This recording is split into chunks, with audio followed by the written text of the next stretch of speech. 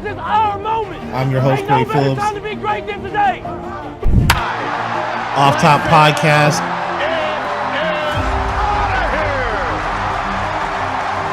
It's a play. Bryant for the lead. Yes! Time!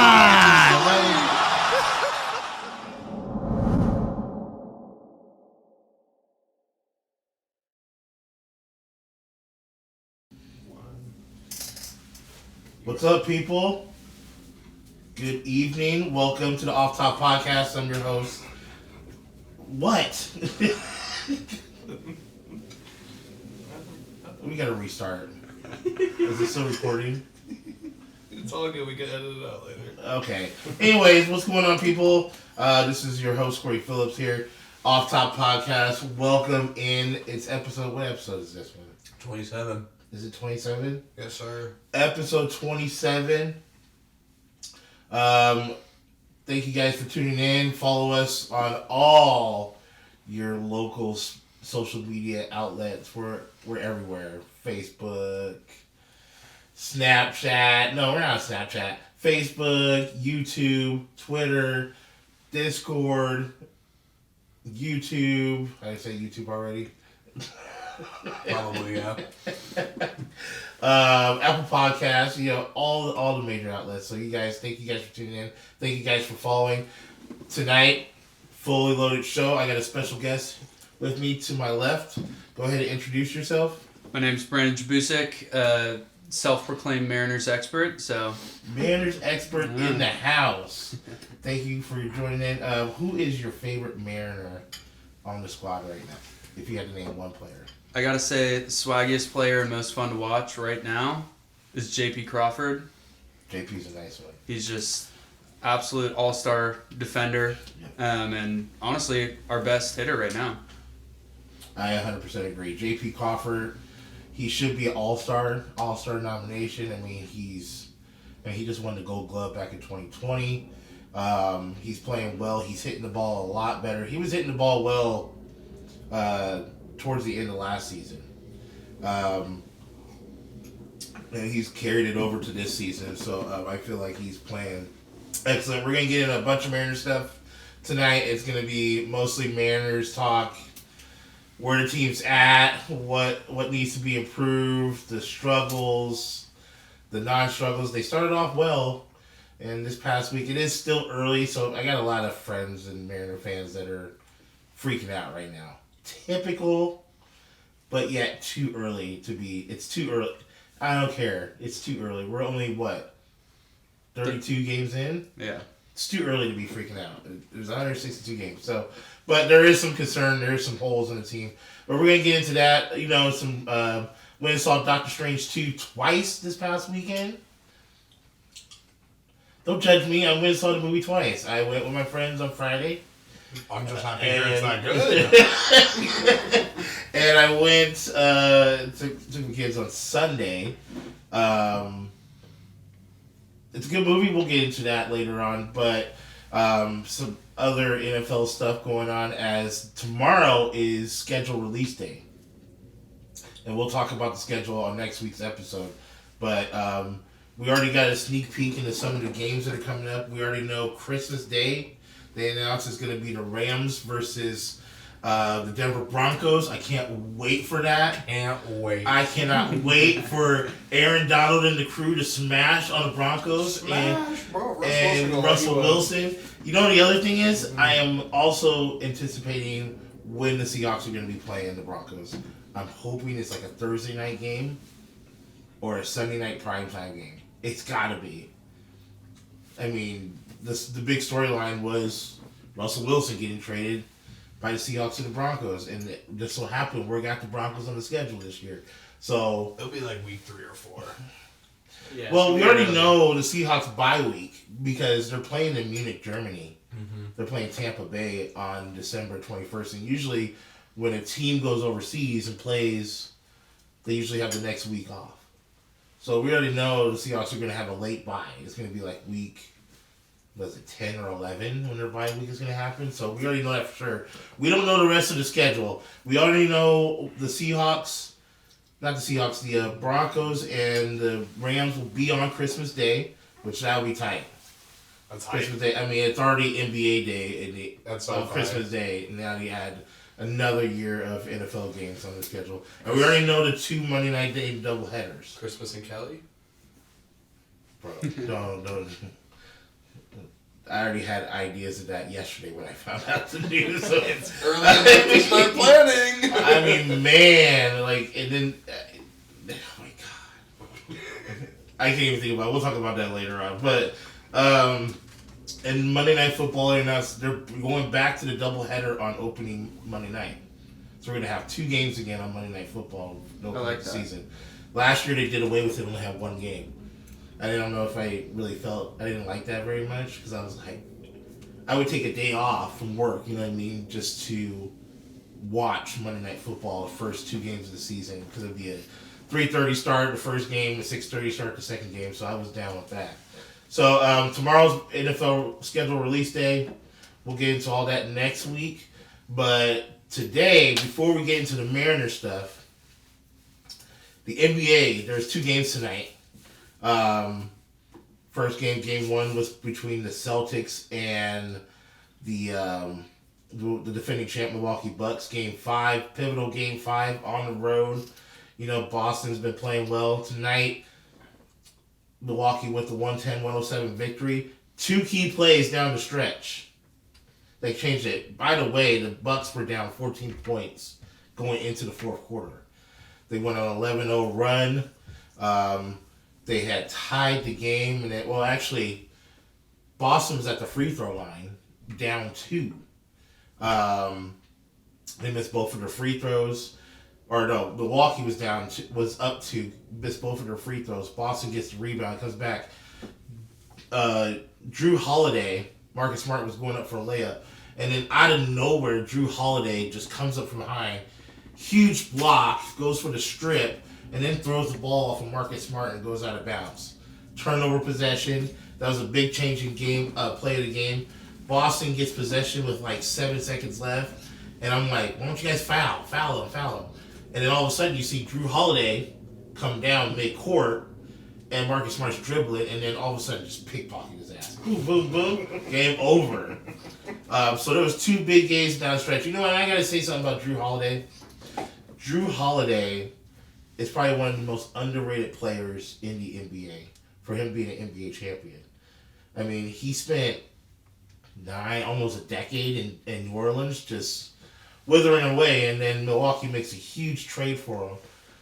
And basically they have a big 3 with Giannis, with Chris Middleton, and now you have Drew Holiday. I mean, obviously they're the defending champs, but that was a huge game. Now Milwaukee goes back home for game 6. Possible closeout game, and you wouldn't be surprised. I wouldn't be surprised if Boston comes out firing next game, even though they're going to be on the road. But it's an advantage for Milwaukee. They're the defending champs. I got to go with Milwaukee. I still got my ticket from Vegas from the Mirage. Said Milwaukee's going to win the championship this year. So that's one game. And then the other game, the second game that wasn't so good, was. I didn't want to even talk about it, but I have to touch on it, was game 5 between the Warriors. It was a closeout game for the Warriors. Warriors up 3-1. No John Morant. I was like, oh, this thing is all but over. And then I didn't even watch part of the game, and I was riding home in my car, and then I listened to the radio, and they said they were up 30 on Klay Thompson, Draymond Green, Steph Curry on the court. And you guys are up 30? No John Morant? This is crazy. They were up 55 points at one point. It was nuts. But Memphis scaves off elimination and gets the win. They won by 39 points tonight. So 2 big games tonight. Tomorrow we got game 6 between Philly and Miami. That series is Miami's up 3-2 in that one. And then also game 6 tomorrow night between your Suns and the Dallas the Dallas Mavericks. Carson's shaking his head right now. And Phoenix is up 3-2. I believe. How you're a Cowboys fan, but then the NBA playoffs, you're a Suns fan. That makes no kind of sense, Carson. I've explained it. No. Whoa. I was born in Arizona. What episode did you explain it? We'll drop the link below. Yeah. Once I'm fully on this. You know what, I know you it's guys, on the draft. Once I'm fully on this, then I'll explain it. if you guys have been following the show, which there are some people that have been following, let me know what episode that he said that he was. I mean, where he explained himself about the Phoenix Suns. Because I'm still confused. I mean, you're a Cowboys fan. I don't know. I don't understand that. I mean, I can see it be the Phoenix Suns and the Arizona Cardinals. Here's the reality. Or the Dallas Cowboys and the Dallas Mavericks. Here's the reality. So he lived in both states, right? He told us that. He lived in Texas and Arizona. Okay, that's fair. No. Well, So he picked the best teams from both states. Is Dallas Not the best even team? true. Yeah. Is Dallas the best team? Is the Dallas Mavericks any good? Or, I mean, the Mavericks are good, but the Cowboys? Mavericks were better when I chose basketball. No, it's called. Bro, And- are you gonna pick the Cardinals over the Cowboys? I never lived in Arizona. I mean, I go there often, but I mean, I'm from Missouri, so you already know where my allegiance is like. Not even. You not already even football. know. Not even a football episode, and we got to bring up the Cowboys again. It's tough because I see you and I'm just like, man, Cowboys. I can't wait for that schedule to drop Just tomorrow. gotta talk about the I'm Mariners or gonna whatever you're gonna talk about. when the schedule drops tomorrow, I can be able to dissect how the Cowboy season is gonna go this season. Is that your whole next episode? That's my whole next episode. You're gonna Just predict the Shitting Cowboys. on the Cowboys. to see what. Okay, I'll be on next episode. Okay, number ladies and one, gentlemen. they get all the primetime games. I don't understand that. It's the Cowboys. This American team bullshit. I don't understand. But they're not. I'm going to dissect this, and I'm going to really do some hard research, and I'm going to have something ready to go next week on this schedule because I'm excited. But back to the main topic: Seattle Mariners. Anybody's watching the show, anybody's been following us, anybody who knows Mariners knows I like the Mariners. I'm also a Cardinals fan too, but I love the Mariners. And yeah, so you're gonna see here he goes. He's gonna say something about that, and I'm like, well, I lived in both states. I was born in St. Louis, which is diehard Cardinal territory. It's diehard baseball town. Come here, I moved here when I was younger. Mariners grew on me, you know, Edgar, Griffey, Buhner, Randy, Alex, Ichiro, my boy, the King Felix, that's my guy. Most underrated arm out of any non-pitcher in baseball history. Did we talk about this like a week or two ago? Like how I felt like Felix should get a statue in front of... Yeah. But I feel like Ichiro is going to be the next person. Well, I mean, it's the most logical, right? I mean, I think I mentioned it before. What do you think? What do you think about that? Who would you... So we already got Griffey, right? Then the Edgar statue is coming. Or if it's already... Is it already out? Yeah, the Edgar statue was revealed last year. Yeah, so who would be the next Mariner to get a statue? There is some argument about... I mean, me personally, I want Felix there. I mean... Ichiro will probably be the likely next one. Mm-hmm. Somebody said Randy Johnson, and I'm just like, man, Randy Johnson. He had a team before us, and he went into the Hall of Fame as a Diamondback. Right. So I do think that Ichiro is the next likely person to get a statue, because he had such a presence in the Japanese league, you know, before he even came to the Mariners in his mid-20s. Mm-hmm. And, you know, he was a big part of that 2001 team that won all those games after Griffey and A-Rod left. Yeah. He really kind of brought that together. And he was there, you know, in the hopeful years in the early 2000s. Yeah. And unfortunately for Felix, his legacy is a little bit diminished just because of the lack of run support that we gave him. Yeah. Like, if we were an above 500 team for all the years that he was here, you know, he would be a no doubt Hall of Famer. Yeah. But I think Ichiro is probably the best bet for the next person to get solidified. I 100% agree. He should be the next one to get that jersey retired. Be up there with Griffey and Edgar. Ichiro. It's time, man. They should do it already. And what's cool about Ichiro is he's still with the Mariners staff. He's still out there every day, training, stretching with the guys, and passing on his knowledge. Yeah, it got brought up, and it was interesting how it got brought up because opening day here, he had thrown out the first pitch, and that's when the conversation arose. Like, should Ichiro get a statue? I was like, well, he threw out his first pitch was like 86 miles an hour. I know. He's like 50 years old. Damn, like he should be. Maybe we should get him in the bullpen or something. Yeah. So that was an interesting point of conversation, but the Mariners right now are in a little bit of a funk lately. If you haven't been following, Mariners are 14 and 18. They lost today. And I'm going to pull up the score, but this has not been, these last couple weeks have not been too kind to the Mariners. Did you watch any of the game today? Yeah, so I was watching it at home. Mm-hmm. I work from home, so I was lucky enough to, actually watch the whole game. Yeah. And, we had JP Crawford back in the lineup today. First game back since he injured his back a couple games ago, sliding into first. But the story of like this series against the Phillies has really been home runs. Yeah. Like Ryan Hoskins, he hit a grand slam today, and we lost 4-2. Like that's where all of our runs came from. Yeah.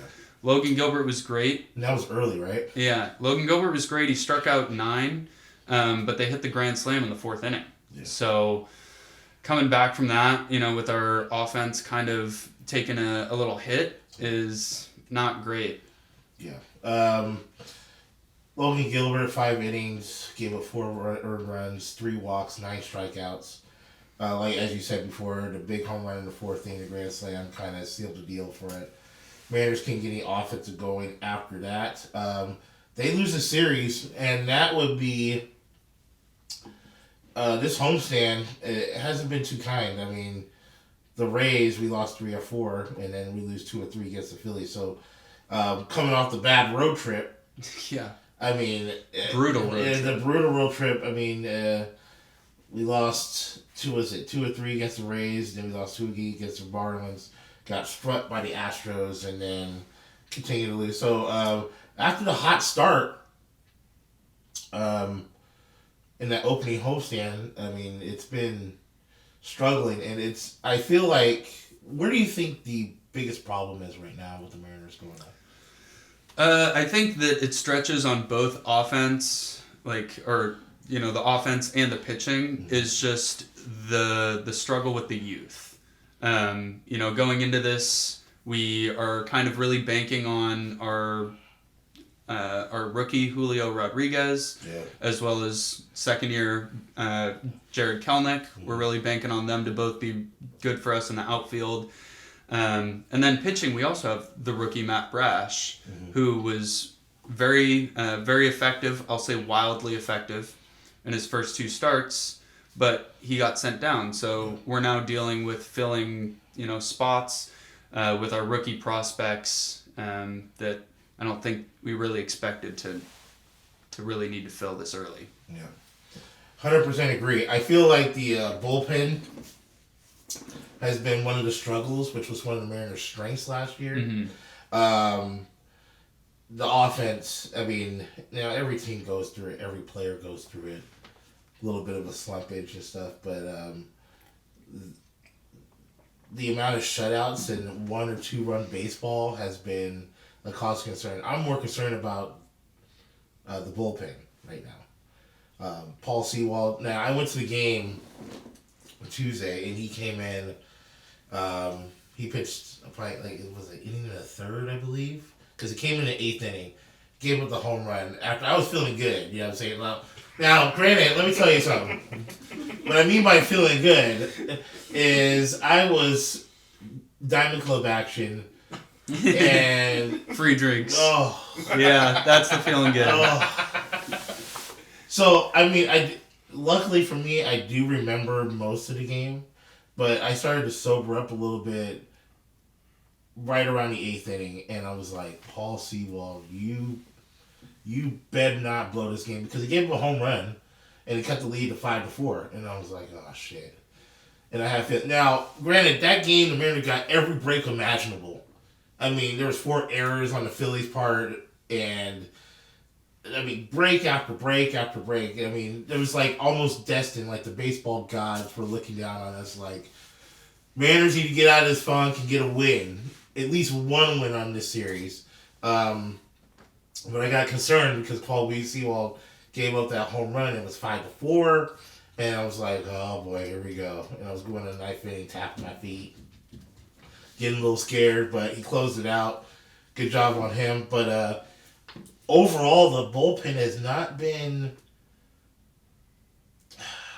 It's not been what I thought it was going to be. I mean, Munoz is good. He's got heat. Mm-hmm. I love him.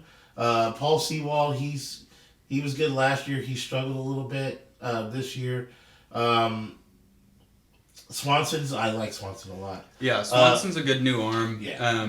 Definitely one of the biggest hits, I think, to our bullpen was Casey Sadler. Yeah. Going out in spring training with Tommy John.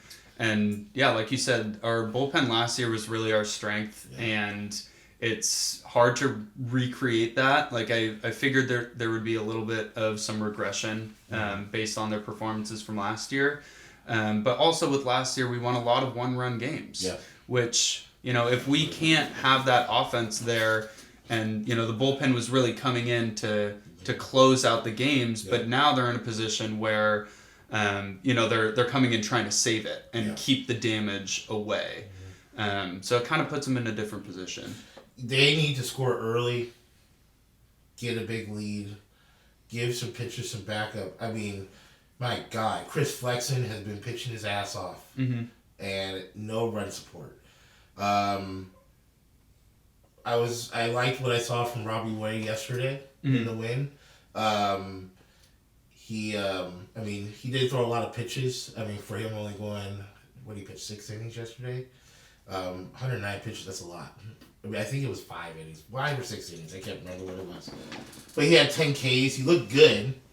And I think as the weather starts to warm up a little bit, that's going to loosen him up. You're going to start seeing him throw some real heat later on this year. He's not used to the cold up here. Or the change in weather, because, I mean, it's different from playing in Toronto where he was before. But, I mean, he's solid. Logan Gilbert, he's been solid. This is probably his worst start that he's had this year, by far. Yeah, well, the story today with Logan Gilbert was really, he had 9 Ks. Yeah. That ties his, career high. Mm-hmm. But when he gave up the home run, there was only 2 hits, but there was 2 walks. 2 walks, yep. So that's what really led to them scoring and, ultimately, winning the game based off that. Is, his Ks were up, but giving up, I think he had 3 or 4 walks today, is really what bit him in the ass. Logan Gilbert's got he's 4-1 as his first loss this year. We still have a 2.13 ERA. It's pretty damn good. You know what I mean? But like I said, Chris Flexen's not getting any run support. Marco's Marco. I mean, he's not getting. I mean, he's been losing a lot of his starts lately, but he's been pitching okay. Mm-hmm. How do you feel about Matt Brash getting sit down? Because I know this has been a topic of conversation recently. Yeah. And how do you feel, in that same breath, how do you feel about Matt Brash coming down and then George Kirby getting called up? How do you feel about that? Yeah, I mean, I think the call-up to Matt Brash was good. He had some very good outings in the minor leagues last year. Mm-hmm. His slider is filthy. It makes the lefties just have no idea what they're doing out there. 100%. I think I mentioned it earlier. I called him wildly effective. Yeah. He gives up a lot of walks, yes, but he gets a lot of people swinging and missing. Yeah. What was interesting to me was that they moved him down, and the GM for Tacoma said that they're going to try and transition him to a relieving position. I did hear about that. I was a little bit... It made me raise an eyebrow for a second. Yeah. I don't know about that, but... And go ahead. And also, like I said earlier, with the bringing in the rookies, it's kind of iffy to say, all right, we're going to send down our one rookie, and now we need another rookie to come in and save our butts. Right. It's a little bit risky. But I think that they both have done well, or Kirby only has one start, but I think they're doing well because there's very minimal scouting report out on them yet. I have no doubt that they'll both be effective in, whatever roles they move forward with. First of all, Kirby he is tall, he's big. He reminds me a lot of Randy Johnson in a way, in certain areas. I was really excited to watch him pitch. When he struck out the side in that first inning, I was like, oh, okay. Yeah, and he had a whole 20-25 person squad of all of his old buddies there to support him, which is really cool to see. That's awesome, yeah. He's going to be starting here. I think he's starting in one of these this series coming up against the Mets. But I was really excited to see now Matt Brash. So the big talk out of spring training was both George Kirby and Matt Brash, who was going to fill that fifth starter role. Yeah.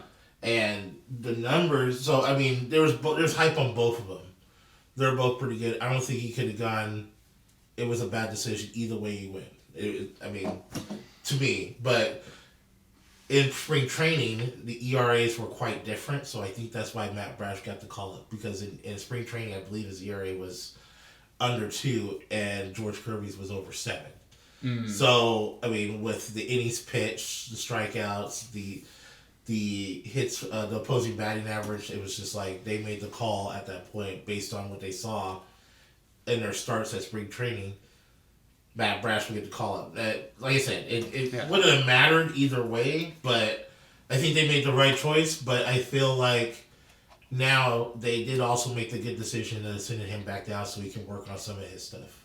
The walks are a big concern. Yeah. But George Kirby coming in, he impressed me first game out. We'll see how he can pick that up on the road. We've only seen him at home, that one start, so it's yet to be determined. But Matt Brash, he's had 5 starts when he was up? Yeah, I think 4 or 5. 4 or 5 starts. So did they pull the curtain on him a little bit too early? You can make the debate. Maybe he would have just gave him one more start to see how he would have done. But I think at the same time, this team, they're trying to make some moves to win now. And I feel, this is leading to my other question. Now that we talked about that, my other question was, do you feel like right now the Mariners need to make a trade at some point or make a move? Maybe get a starter in or maybe another power bat in the lineup. What are your thoughts on that, as the team is right now? Yeah, Jerry Dipoto, in Jerry we trust.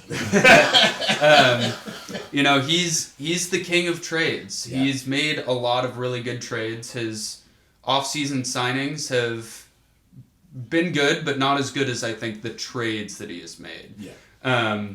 I think that probably the biggest spot that we really need to fill is a fifth pitcher in that lineup. Because the decision not to re-sign Tyler Anderson last year, we let him walk after free agency. I think that he could have been a really important piece, to that rotation, because we're filling that fifth spot with rookies, and the last place that we want to be is if those rookies don't perform, we really can't afford to be doing bullpen games like we did last year. No. So I think, the hitting will come around. But the pitching, getting that fifth starter, if anyone were to go down, that leaves us with either 2 rookies or a rookie and a bullpen day. Yep. So filling that fifth starter at the deadline break is something that I'd really like to see. Well, how do you feel about going on to a 4-man rotation? Do you think it's a good idea? There's been circulation on maybe doing it a 4-man rotation. I don't know if I like that idea, but just based on the way the bullpen's been. Because then you would do, it would be somebody out of the bullpen to come in a few innings, and then you would have to get somebody else. And it's just, they haven't been reliable enough for me to go or do a 4-man rotation and have a fifth starter out of the bullpen. I don't like that at all. But what are your thoughts about that? I don't really like it either. I think that trying to trying to fill in all 5 spots, because if one person has an off day and we have the bullpen pitching, 5-6 innings one day, that doesn't really leave us a whole lot of room to have someone come in and have our relievers fill that whole last day. So I would really prefer to sign someone, or even just keep rocking with the rookies. Yep, absolutely. Mariners have lost 10 of their last 12 games. I mean, we're 14 and 18 right now. They've lost 10 of the last 12, so it's and Carson likes to laugh and smile about it. That's cool. You know what I mean? Like, I deal with these Mariner fans all the time, or not Mariner fans, these haters all the time. Yeah.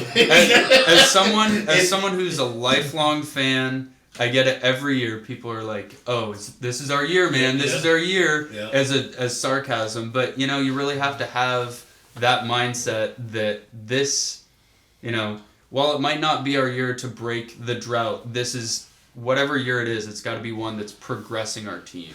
I kind of disagree with that. Yeah. I mean, we've made the moves to get this. This is supposed to be a playoff year. I mean, I'm sorry. The build up to all this. I mean, with the players that we have on the roster right now, and remember, Mitch Haniger's not even in the lineup because he's got COVID really bad. Well, yeah. Well, he had COVID, and then his first at bat back, he got a high ankle sprain. Yeah, that's right. So now he's out 10, 12 weeks. Yeah. He's a big piece out of the lineup that we're missing. But I think we need to get another power bat in that lineup. Now, I like the moves for Anna Frazier. Suarez has been great. I like what JP is doing. Ty France, I mean, one of my good friends says he's the next Edgar Martinez. Now, I think that's a little extreme. But I like Ty France. Kelnick has been a concern. I think the jury's still out on Julio. I think Julio's an exciting, dynamic player. And I think when he gets, I mean, he's only been up for a couple weeks now. So I think he needs some time to get used to big league pitching. And he swings and misses on the breaking ball all the time. Yeah. I mean, he struck out several times on it, but... Well, I could talk on Julio for a bit, because if you look at his first 15 games, slash lines versus his last 15, in his first 15 games, he struck out on, I think, 10 looking pitches that were not actually strikes. Yeah, he's not getting any calls at all. He got really screwed over, and then one game Scott Service argued for him and got tossed, and since then, he's been... batting close to 300 his last 15. Yeah, there was a stretch there, and it was on that road trip, I believe, where he was not getting any calls. I mean, strikeout looking on pitches that were outside the zone. Yeah. It was ridiculous. But right now, this team moving forward, so we got this big road trip coming up starting on Friday. Tomorrow's a day off, obviously. Yeah. Travel day, but... You got 3 against the New York Mets, who are playing really well. You got 3 against the Toronto Blue Jays, who are also playing well. And you got 4 against the Red Sox, who are kind of struggling right now. I mean, they lost the walk-off today to Atlanta. The Red Sox have been struggling lately, but we never played good in Boston. But that was in the past. So you got Gonzalez, Kirby, and Robbie Ray in the New York series. What are your expectations? Who do you like to stand out in this? I mean, offensively and in out of the starting rotation in the bullpen. Who are you looking to stand out? Who are you looking to have big games this road trip? What do you think needs to happen before we come back home? By the way, before I let you answer that, the Mariners are back home on the 23rd, which is Monday. Against the Oakland A's, and then they're here Friday. God, we got the Houston Astros again. And I know, we don't get a break. They really are. It's probably a good time to announce that you are the winner of a giveaway. I'm the winner? To the Mariners game on 5/24 against the Oakland A's. So I'm going to the Mariners game on Tuesday? You're going to the Mariners game. I guess I'm going to the Mariners game on Tuesday, but I might try and join you. Okay, awesome. This will be We'll be there. You guys are going? We'll be there. We also went We're to- all Yeah. going, yeah. All right, let's get it. Everybody's going. That'll be the first time we've seen Oakland in the Houston series. I mean, good lord, we can't get a break from Houston. But like you said, like before I let you answer, like what are your expectations? What do you feel? Who do you think needs to step up in this big road trip? And who do you have pitching wise? Who do you think needs to step up out of the 5 starters right now? I think that the pitcher that probably has to step up the most is Marco Gonzalez. He had a very strong closing to the 2021 season after he came back from paternal leave. Yeah. Kind of had that new dad strength with him. Yeah. But I think that That'll do it. Yeah, I think he needs to find his groove again. Yeah. I think that Robbie Ray and Logan Gilbert, every time that they get out on the mound, we're going for a win. I'm expecting a win when those two are on the mound. Yeah, and I think that, Flexen has been consistent, but Marco, if we could really get him to have his top-notch stuff, pitching-wise, that would be great. Mm-hmm. From an offensive standpoint, I'm not expecting a whole lot, but Jared Kelenic against the Mets, his old team that we acquired him in that Cano Edwin Diaz trade. Yep. By the way, sorry I didn't mean to cut you off, but Robinson Cano has been designated for assignment. Yeah. And you started to hear this was earlier this week, I believe. I think it was like Monday or end of last week, whichever. He started hearing the whispers. Should the Mariners try to get Robinson Cano back? I'll be damned if the Mariners try to get Robinson Cano back. I would love it, but at the same time, like, Robinson Cano is kind of past that. His prime stage. He was great for us before he, tested positive for PEDs, and then he was so bad to the point where the Mets cut $40 million. Mm-hmm. They just threw it away and threw away his contract because they didn't want to deal with him. Yeah. And I do not want him back in the Mariners uniform. There's so many other players I would rather have. Nelson Cruz. Mm-hmm. I would take Nelson Cruz back. Dude, Nelson Cruz is 42 and still hits dingers. Yeah. Like, I would give up, and I have a hard time believing that the Nationals wouldn't take a trade if it gets some young players back in return. Because he's getting paid about close to 15. He's a power bat though in your lineup. He at least hit for 300. They'll give you. And he's a veteran. 35 home runs. That would help stabilize. They got him on a 1-year deal. So if it was me, and I'm just throwing it out there, I would give up Dylan Moore and maybe a young prospect for him, and see if the Nationals would bite. I don't think they would. Yeah, I don't think so. You would probably have to give up more. But the Nationals need a guy that's a utility guy. Dylan Moore is a utility guy. The only reason that I like Dylan Moore is because with all of our injuries so far, Dylan Moore stepped in and played shortstop when JP was injured, and he actually did okay. But I don't think there's anyone else that we could fill in there at that shortstop role. Dylan Moore can play second or short, or he can play the outfield. Yeah, he's a decent bat. He strikes out a lot, but he's got power.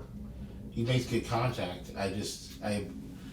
There's some value with him to where it would interest teams to trade for him. I don't know if that's the wrong price tag for Nelson Cruz. I might have to throw a little extra in there, but I would definitely take Nelson Cruz back. But like you said, you think Marco Gonzalez. So basically, to recap, you think Marco Gonzalez needs to step up pitching wise out of the starting 5. Yeah, and then at the plate, you think Jared Kelenic. I'd like to see Jared Kelenic step up just because he's playing his old team, the Mets. Yeah. But the one person that I think has been extremely unlucky, but we really need to start being good is Jesse Winker. Yeah. It seems like at home he's hitting the ball really hard, but it is always caught at the warning track. Yeah. I'm I love baseball because of the stats, but you can get really into some advanced statistics. And, if you look at those, like the weighted average, all of his hits, like his weighted average, he should be hitting about 300. Yeah. But he's only hitting like 150, and he's just getting really unlucky. Yeah. So I think if we could have him, get better, because he's hitting in the 5 or 6 slot, that just really deepens, just gives more depth to our lineup. Jesse Winker, he's batting .204. Yeah. He's got 1 home run, 9 RBIs. But I've probably seen like 3 or 4 that were feet away. Yeah. From being a home run. I mean, his OPS is 585. At 113 at bats, he's got 23 hits. Every time I see Jesse Winker, he's making contact. Mm-hmm. And I know he has power because I seen it in Cincinnati. Yeah. When he was playing there. That's why I was kind of excited when they named him the other player, along with, Adam Frazier. I've been wanting him on the team for a couple years now. We finally got him. I was like, Adam Frazier, by the way, he's great. He's been great. He's batting over 270. And he's getting walks, all the time. He's a consistent batter. He's a consistent hitter. He can play defense. He's a Gold Glove second baseman. I don't know why people are. I'm not saying a ton of people are. Well, no, actually, I don't hear a lot of complaints about Adam Frazier, to be honest with you. There was a couple. There's some guys at work that were saying, "I don't know about Adam Frazier." I'm like, "Are you kidding me? He's one of our consistent hitters besides him and JP." Mm-hmm. And Ty France. Ty France is a power hitter. It goes without saying. But I think you're right. I think I'm leaning more Kelnick than Jesse Winker. I agree with you that if he starts to get, if he starts to take it over the fence, or maybe get some extra bases, that fifth hole that deepens the lineup. But I think Jared Kelnick, the way he's been. I don't know if it doesn't seem like it's a lack of confidence, but, I've been seeing him swing at some wild pitches, especially as of late, and I'm just like, why are you swinging at that? Like, pitches out of the zone, you're going after it. I was like, man.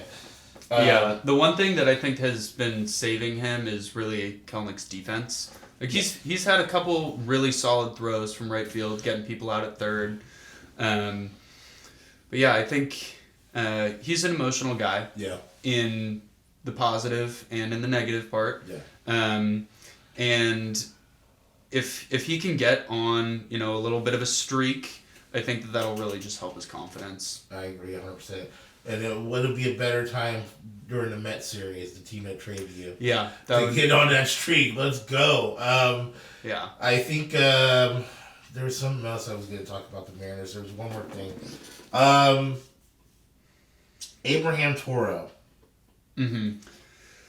Yeah, I still think that we won that trade. I still think that we won the Graveman Toro trade. Uh-huh. And the reason why I think that is because we have Toro now under 4 years of club control. Yeah. And Graveman's already moved on to the White Sox. Yeah.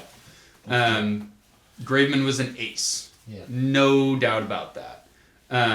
But I think that Toro is, one of those utility guys. Yeah. You kind of plug him into whatever place you need for that day. His hitting has not been great this year. Yeah. But yeah, being able to put him into those different infield roles, you can really put him anywhere on the left side of the diamond. Yeah, I agree with that. Yeah. It's hard when you're not. When you're at. I look at defensively. I see where he's good, and is a use for us. But at the plate, man, it's hard to watch. It's on some of these guys. Kyle Lewis. Yes, glad you brought that up. So he is in AAA right now. Mm-hmm. On his little rehab assignment. On the way back. How do you feel about Kyle Lewis possibly coming back up? It's inevitable he's going to come back up. Yeah, What is his role? I mean, do you platoon him and Rodriguez? Do you send Rodriguez back down? Do you have him come? I mean, there's so many pieces there's so many ways you can work this because you don't have Mitch Haniger right now. So I mean, Winker has been playing. It's been Winker, Kelenic, and Rodriguez. Mm-hmm. You can throw maybe in the beginning, maybe have Kyle Lewis as a DH, and maybe off and on in center field. You can move some guys around. How do you feel? How do you plug him into this roster and try to get some instant offense right away? Yeah, I mean it's tough because I think our team is really outfield heavy. Yeah. You know, we now have We are very deep. Yeah, we have 5 players who could be everyday outfielders. Yeah. I agree with that. Personally, I'm not sure that I see Kyle Lewis returning to be our center fielder. Really? I think that we still need to rock with Julio and give him some more time. Yeah. You know, the kid's only played 32 games in the bigs. Mm-hmm. So I think we have to give him a little bit more time. But I think you're right with the platooning. You know, when Kyle comes up, because Mitch is going to be out for a while, we have 4 outfielders every day. And I think that we platoon them, kind of switching depending on who is, you know, whether it's a left-handed or right-handed pitcher. Mm-hmm. I think we, you know, kind of... Obviously, Kyle Lewis would be in there with lefties out there. Yeah, and then, you know, Kelenic and Winker would be... One of them would be taken out for the lefties. Right. But yeah, platooning them, kind of plugging and playing depending on who the pitcher is. Yeah. You have 4 great guys, and I still think that, you know, Julio will be where they want the future of center field to be. Yeah. But yeah, just swap them out, give them some playing time in each of the positions, see how it kind of fits best. But, you know, having the 2020 Rookie of the Year, AL Rookie of the Year come back is not a bad problem to have. Yeah, you know, here, the one thing that concerns me is those knees. Mm-hmm. I mean, that always concerns me because he has had to lost a step. He's had to have with the amount of work that's been done on him. You know what I mean? So I think he needs to bulk up, build some strength. That's why I see Julio as the center fielder moving forward, because that man has wheels. Yep, absolutely. Like, he's in MLB The Show. He's rated a 98. Like, he's. Oh no! I already know. I've been playing it lately, so he's pretty good on the game. I think he's your best bet for like the speediest, fastest guy out there. Yeah. I just don't know whether you put him in left or right, because when Haniger comes back, you got a real kind of logjam out there. I still think you plug Haniger at right. You keep Julio at center, and then you platoon, depending on who's got the hot bat. Yeah. Switch out between him and Kelenic. And then you can plug in Winker, and then if Kyle Lewis is there, you can put... Kyle Lewis is probably going to be DHing a lot. Mm-hmm. Yeah. I don't see him being an everyday center fielder unless they have to give Julio a rest or something like that. Mm-hmm. Or you can even plug in Kelenic at center. I mean, he did play a little bit of it, but I don't see... I think you got to keep Haniger at right. That's his spot. You have to have him in the lineup. So it'll be interesting how they play it. But definitely, I mean, it would just help. Yeah. This lineup overall because he's a good bat. Yeah. One question that I had for you kind of coming into this was we've got just a problem, I think, at catching. Our catching position. Our first, before they slimmed down the roster to 26, we had 3 catchers out there that we were platooning every, rotating between the 3. And I just find it difficult to see us really going super far having 3 rotating catchers. Yeah. Who do you think's kind of our best bet for that position? Well, is is Tom Murphy injured? Is he on the DL? He was on the 10-day DL for a dislocated shoulder that he got on last Friday. Okay. Yeah. I think I like Cal Raleigh a lot. But I disagree, but you don't like Cal Raleigh? I think he's got the potential to be better. I think the Mariners want him to be their catcher moving forward because he's the young, the young guy who's coming up, and we have him under control for a long time. I think right now is not the time. He tears up AAA batting, but he cannot for the life of him get anything going against major league pitchers. Right. I think that's kind of the Julio factor in a bit because it's just Julio's doing it faster. Mm-hmm. Cal Riley's taking a little bit more time. I think you don't need 3 catchers on the roster. I think you need to send him back down and when Tom Murphy is 100%. Yeah. I think you let Tom Murphy take his time to get healthy and stuff. But Luis Torrens has been a little bit disappointing this year. Mm-hmm. I think he needs to step it up because I know he's been getting plugged in as a DH every once in a while. I know. That's one thing that, I'm not a huge fan of is now that Tom Murphy's injured, in today's game, we had Cal at catcher and Torrens at DH. Yeah. And I just don't see it as a, viable option moving forward to have 2 catchers in the lineup. Right. I agree with you 100%. That's why I feel like once Kyle Lewis gets back, then you can kind of maneuver. I think Cal Raleigh still has some work to do as far as his back goes. I mean, yeah, you're turning up AAA, but I mean it's a whole new ballgame where you're up in the big time. So yeah. That being said, I mean, yeah, I don't know how productive Luis Torrens has been when he's at DH. Doesn't seem like to me he's been that productive from the games I watched in comparison to last year. Yeah. So, I mean, it's definitely been a downslide. Tom Murphy, I think, is your best catcher as far as calling a game. He's your best defensive catcher. Kind of like when I was Mike Zunino, I was a big fan of his. Yeah. And I was a huge fan of his. But he stunk at the plate. I mean, he's barely over the Mendoza line every year. But he can call the hell out of a game. He's a great defensive catcher. I think Tampa's lucky to have him. But you're never going to expect... I mean, he does have power. He'll take a yard when he wants. But, I mean, if you're expecting him to bat 380 to 300, you're sadly mistaken. So, I mean... So from that aspect, that's why I like Dan Wilson so much. Mm-hmm. Because he didn't have a great bat, but he could call a hell of a game. I think that's what Tom Murphy is for me. Yeah, I like Tom. Yeah, I like him. He grew on me a lot last year. I think his bat is starting to prove a little bit, but the injuries obviously are holding him down. But overall, yeah, I don't know if it's productive to have 3 catchers on your team. It just doesn't make sense to me. Yeah. I mean, you can switch. It's taking up too many spots. Taking up too many spots, man. So, and that's the other part I was going to talk about because there's one other player that I think is taking up a spot, and I think the Mariners are almost done with him, and that's Diego Castillo.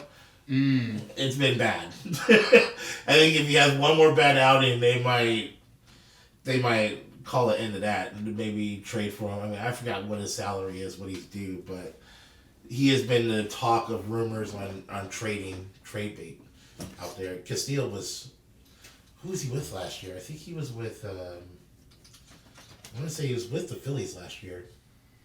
Or the Nationals, one of those 2 teams. Yeah, I don't remember. Yeah, he was pretty good, but he has snuck it up for his team this year, so. But yeah, expectations, you guys, Mariners, I hope basically what we need to do is win series. Mm. Series after series after series. A sweep is great. I'll take the sweep all day long. But realistically, I mean, from here on in, we got to take series.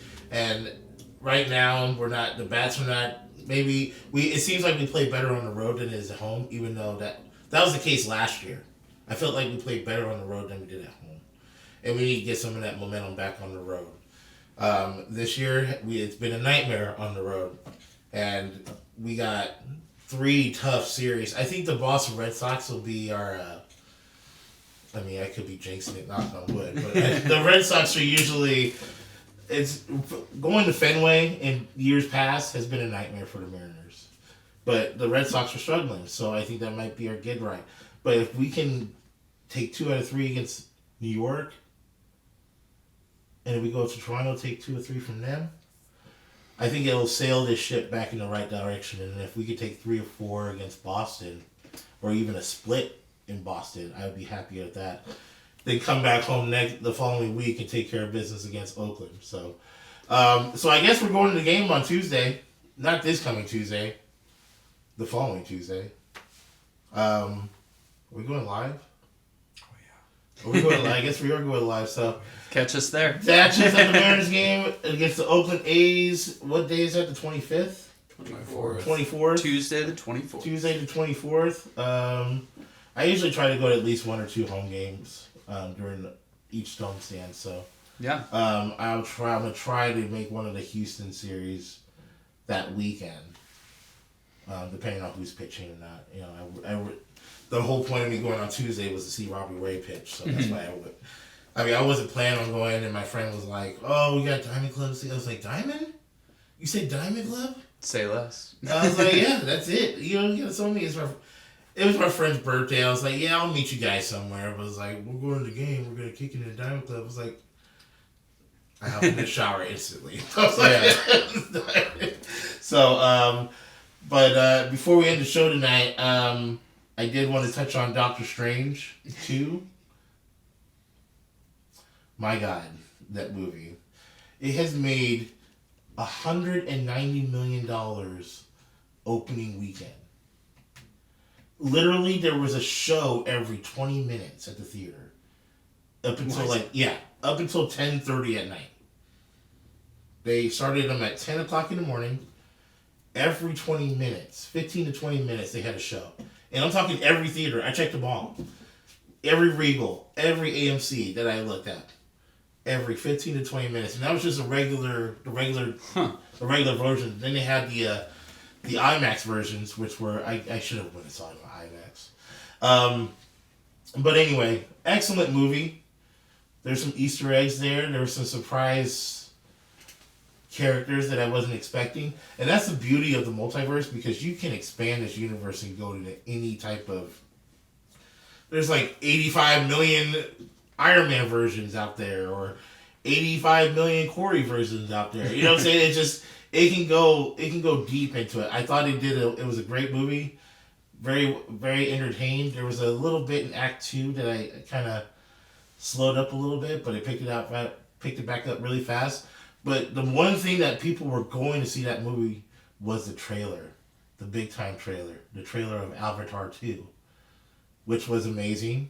Even though it was just a short, a minute and a half trailer, it was a nostalgia thing. It brought me back to the original Avatar movie, which I love, and I'm just like, oh my God. My kids were there, they were like, when is December? I was like, we got about 6 months before December comes around.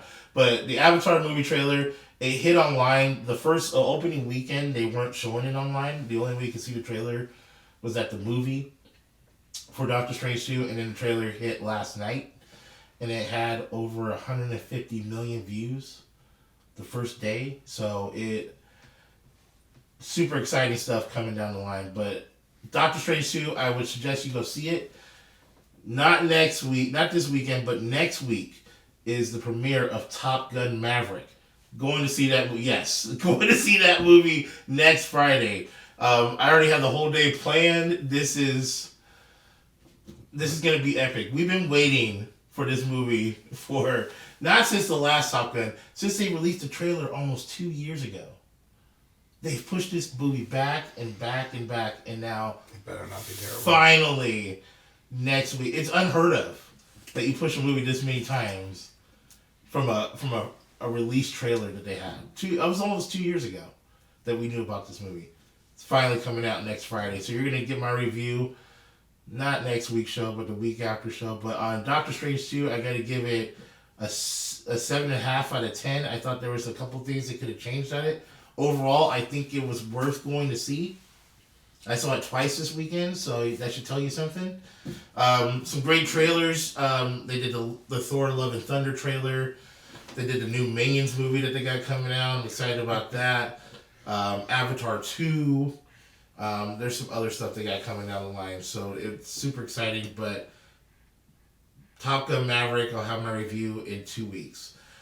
Any last words before we sign off? No, I mean, I'm just hoping for the Mariners' good season. I think this month is the hardest month, and it's a good time to get it out of the way. Yeah. Early in the season. I think, yes. I think But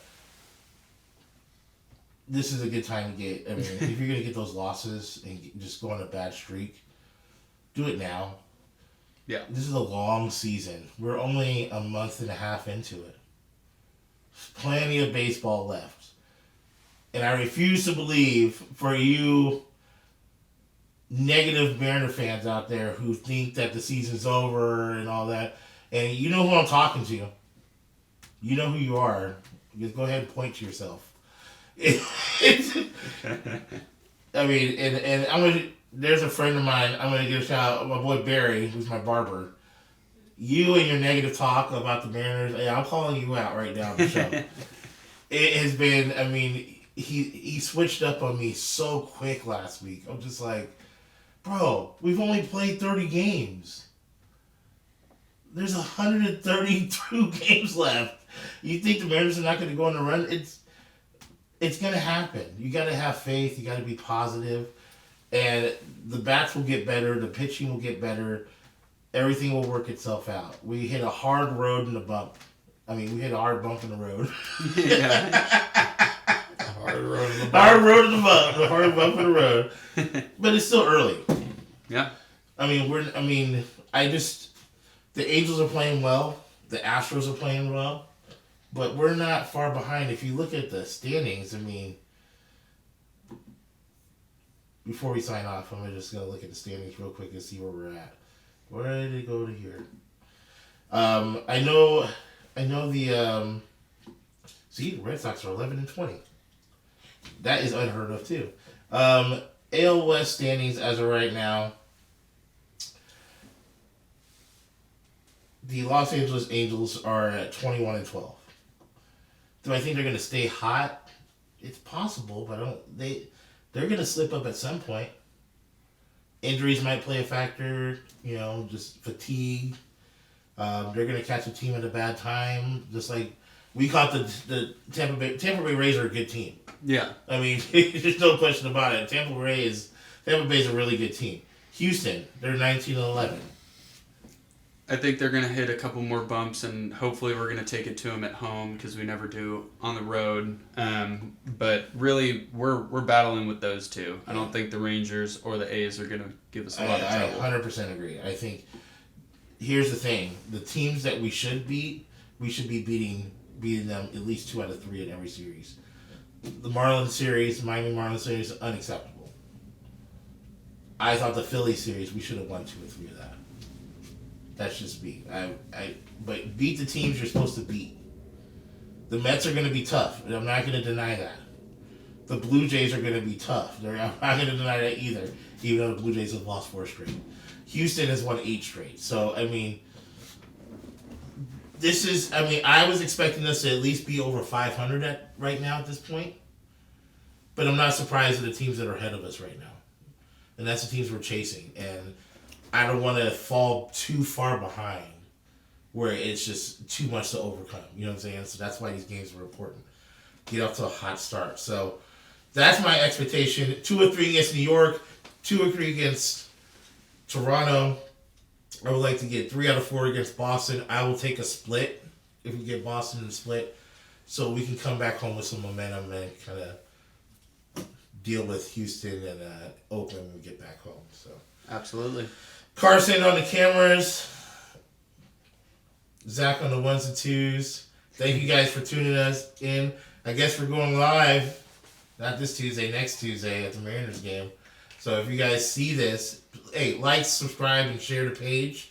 And if you want to if you're gonna meet us at the game, you can do that as well. Let us know. You know what I'm saying? I don't know where we're sitting. DM on Facebook. Yeah, DM me. You know what I'm saying? You already know I'm on Facebook. You already know I'm on Snappy Chat. Snappy Chew Chat. Snappy Chew Chat. You catch us on YouTube. It'll be up soon. And Catch all our other episodes, all the other 26 episodes. All other 26, they are live on YouTube. Next week, it's a Cowboys bashing special. As we will go over the release. The NFL schedule comes out tomorrow, so maybe I'll do a live pop-up. But next week's show, we dissect. Special guest, Carson Brand. We dissect the Cowboys schedule. Coming up here to defend his boys. He's going to try it. He's going to try it very, very hard to defend his boys. You better do your research. You go ahead and do all the research you want. And the schedule's going to be right in front of me. And we're going to go over every single game. Every one. And I'm going to give you my professional opinions on wins and losses on each of these games. Sure. And where your record is going to be. And if you're going to make the playoffs. Because trust me, it ain't going to be easy. I'm expecting a hard schedule for the boys this coming year. Well, the good news is you're in a shit division. But the Eagles got way better. As always, though. It is the Cowboys. It is the Cowboys. What can go wrong will go wrong. Until next week. You guys tune in. This is going to be a good one next week. Signing off. Peace out. Peace.